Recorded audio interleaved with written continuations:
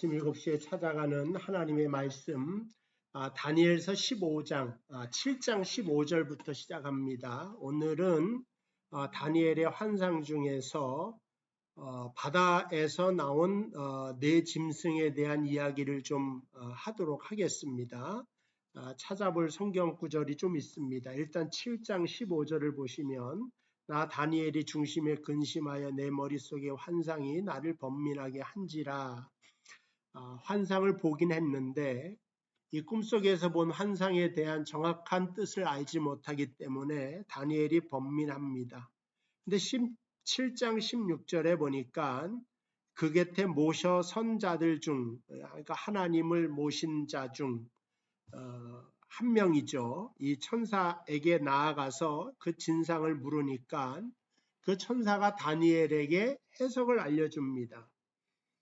그래서 8절에는 지극히 높으신 이의 성도들이 나라를 얻으리니 그 누림이 영원하고 영원하고 영원하리라 하고, 그리고 그 큰 네 짐승은 세상에 일어날 네 왕이지만 그러나 성도의 나라는 영원할 것이다. 이제 그 결론을 먼저 말하고 나서 19절에 보니까 이에 내가 넷째 짐승에 관하여 확실히 알고자 하였으니, 다니엘은 이제 세 가지 짐승에 대해서는 사자 같고, 그 다음에 곰 같고, 표범 같고, 어떤 그림이 이제 확실하게 그려지는데, 네 번째 짐승에 대해서는 다니엘이 또 도무지 알지 못했던 거죠. 그래서 이것을 확실히 알고자 하였습니다. 그게 19절이죠. 곧 그것은 모든 짐승과 달라서 심히 무섭더라. 왜 궁금한가? 세 가지의 짐승보다 더 무섭다 이거죠. 왜냐하면 그 이는 쇠요, 발톱은 노시며 먹고 부서뜨리고 나머지는 발로 밟았으며, 그러니까 이가 쇠로 되었고 발톱은 또 노시지 않습니까? 모든 걸 다 먹고 부서뜨리는 막강한 능력과 힘을 가진 짐승이었기 때문에 두려움 가운데 다니엘은 이 짐승에 대한 정체를 알고 싶었던 것입니다. 20절도 보면 또 그것의 머리는 10뿔이 있고 그 외에 또 다른 뿔이 나오매 세 뿔이 그 앞에서 빠졌으며 그 뿔에는 눈도 있고 큰 말을 하는 입도 있고 그 모양이 그의 동류보다 더 커 보이더라. 이 네 번째 짐승에 대하여 좀 더 자세히 말을 하는데 그 10뿔을 얘기를 해요. 10뿔이 나오는데 그 세 개가 그 앞에서 빠져버리죠. 그리고 이제 말을 하는 입도 있습니다. 가만히 보면 짐승인 것 같지만 사람의 어떠한 이미지를 또 가지고 있다, 이렇게 볼 수가 있습니다. 그런데 어쨌든 이 두렵고 떨리는 짐승이 나오지만 그 결과가 어떻게 되었느냐. 21절에 내가 본 적 이 뿔이 성도들과 더불어 싸워 그들에게 이겼다. 여기서 보면은 이 뿔이 성도들과 같이 싸운다는 거죠. 근데 이 뿔이 그냥 이겨버립니다. 그러니까 22절에 옛적부터 항상 계신 이가 와서, 하나님이시죠, 지극히 높으신 이의 성도들을 위하여 원한을 풀어주셨고, 그때 하나님이 나타나셔서 그 뿔의 지배를 받고 억눌렸던 사람의 모든 원한을 풀어주셨고, 때가 이름에 성도들이 나라를 얻었더라. 그래서 이 무시무시한 짐승이 임시적이고 제한적인 시간만큼은 성도에게 승리를 가져오지만, 그러나 하나님으로 인하여서 성도들이 영원한 승리를 갖는다고 하는 환상을 보았고 해석을 천사를 통하여 듣게 되는 것을 알 수가 있습니다. 그래서 23절에도 모신 자가 이처럼 이르되 내 짐승은 곧 땅의 넷째 나라인데 이는 다른 나라들과 달라서 온 천하를 삼키고 밟아 부서뜨릴 것이다. 이 네 번째의 권세가 정말 막강하다고 하는 것을 알 수가 있죠. 그래서 역사적으로 학자들이 볼 때는 이 네 짐승은 로마를 상징한다. 그래서 이 로마가 주변에 있는 모든 나라들을 그 철의 무기를 가지고 다 휩쓸어 버리지 않습니까? 그러니까 이가 철이라고 그랬으니까 그 철 병장을 가지고 모든 나라와 모든 사람들을 휩쓸어 버리는 것을 이렇게 묘사하고 있습니다. 그래서 온 천하를 삼키고 밟아 부서뜨리며 그 열불은 그 나라에서 일어날 열 왕이요 그 위에 또 하나가 일어나리니 그는 먼저 있었던 자들과 다르고 또 새 왕을 복종시킬 거다. 그러면서 이제 25절에 보면 그러나 이 그 네 번째 짐승이 지배하는 시간이 얼마나 될 거냐? 그게 이제 25절에 한 때와 두 때와 반 때를 지난다. 여기서 한 때라고 하는 것은 1년을 가리킵니다. 1년이죠. 두 때라 그랬으니까 1 더하기 2는 3년이죠. 그리고 반 때라 그랬으니까 6년. 3년 6개월 동안 이 짐승이 힘을 가지고 모든 성도를 괴롭힐 것이다. 그걸 이제 말씀해 주고 있는 거죠. 그러나 그 이후에는 하나님께서 함께 하심으로 말미암아 성도들이 이기고 그 성도들의 나라는 영원할 것이라고 하는 그 환상의 내용을 알려주고 있는 것입니다. 우리가 다니엘서만 보면 이게 이제 또 어떤 내용인가를 잘 모를 경우가 있는데 이 다니엘서 7장에 있는 환상과 요한계시록 13장에 나와 있는 환상이 비슷합니다. 서로 보완적인 관계를 가지고 있다는 거죠. 요한계시록 13장을 한번 펴시고요. 1절부터 한번 보세요. 내가 보니 바다에서 한 짐승이 나오는데 뿔이 열이다. 여기서도 바다에서 한 짐승이 나와요. 근데 여기는 네 가지의 짐승이 아니라 한 짐승인데 뿔이 열인 것입니다. 그리고 머리가 7이요. 그 뿔에는 10 왕관이 있고 그 머리에는 신성모독하는 이름들이 있더라 그랬어요.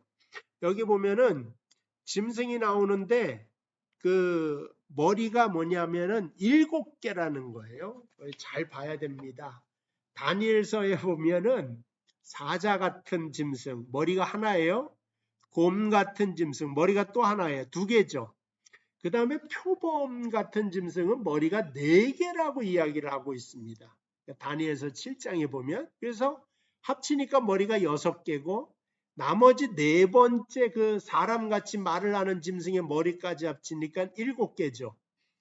요한계시록 13장에 나와 있는 짐승도 머리 개수를 보니까 바다에서 똑같이 올라오는데 7개란 말이죠. 우리가 좀 더 읽어보면 알겠지만은 다니엘은 바다에서 오는 짐승의 부분을 4등분을 해서 본 것이고 요한은 그거를 그 짐승이 합쳐진 하나의 완전체를 지금 보고 있단 말입니다. 그래서 2절에 보니까 내가 본 짐승은 표범과 비슷하고 다니엘의 표범도 나오지 않습니까? 그러니까는 한 짐승이 나오는데 표범 같은 것도 있어요.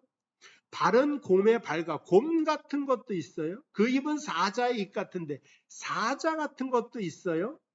그 다음에 이제 그 용이 자기의 능력과 보좌와 큰 권세를 그에게 주었더라. 그의 머리 하나가 상하여 죽게 된 것 같더니 자 이게 이제 이 다니엘서와 요한이 보았던 것 이것이 시차가 있지만은 그들이 본 환상은 그래서 같은 것이다. 성경학자는 그렇게 말을 합니다. 그런데 이제 좀 더 보면은 그 머리 하나가 상하여 죽게 된 것 같더니 그 죽게 되었던 상처가 나오매 온 땅이 놀랍게 여겨 짐승을 따르고 이렇게 나와 있죠. 머리 하나가 깨져서 죽었다고 하는 것입니다. 그래서 이제 예수 그리스도가 뱀의 머리를 상하게 한다고 하지 않습니까? 그런데 이제 놀라운 건 뭐냐? 이 죽었던 것이 다시 살아났다. 살아난 것처럼 권세를 가지고 활동을 합니다. 그래서 용이 짐승에게 권세를 주므로 용에게 경배하며 짐승에게 경배하여 이르되 누가 이 짐승과 같으냐? 누가 능히 이와 더불어 싸우리요 하더라. 또 짐승이 과장되고 신성모독을 말하는 입을 받고 여기도 똑같이 다니엘서 같이 신성모독을 하는 입을 받지 않습니까? 또 42달 동안 일할 권세를 받는다. 여기서 보세요. 다니엘서는 한때, 두때, 반때예요. 이게 3년 반인데 3년 반을 개월수로 치면 42개월이죠. 요한계시록은 한때, 두때, 반때가 아니라 그냥 42개월 권세를 얻었다. 이렇게 말을 하고 있습니다. 물론 이제 그 로마가 이스라엘을 쳐들어와요. 그래서 그들이 이스라엘을 점령하면서 뭐 사람들을 죽이고 파괴하고 했던 것이 정확하게 3년 반이 걸립니다. 그것을 이야기를 하고 있는 것이죠. 그러면서 요한계시록이기 때문에 똑같이 어떤 어둠의 세력과 마귀의 세력이 잠시 우리에게 와서 고난을 주고 이기는 것 같이 보인다 이거예요. 그것이 성경에서 요한계시록은 42개월로 봤고 다니엘은 3년 반으로 봤다는 것입니다.